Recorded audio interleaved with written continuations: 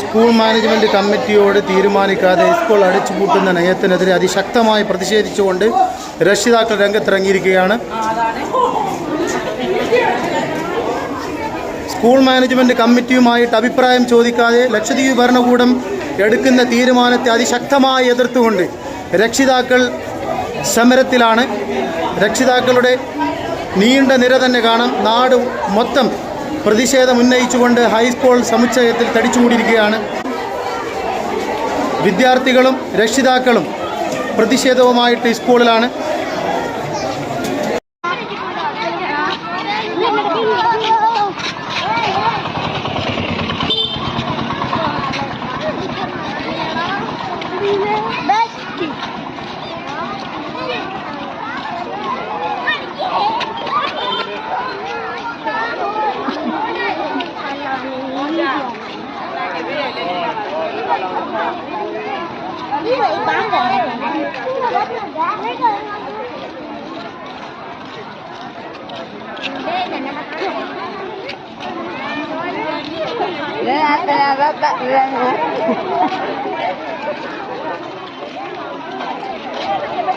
മുഖം മറച്ചാളെ പേര് കൊടുക്കാനാ.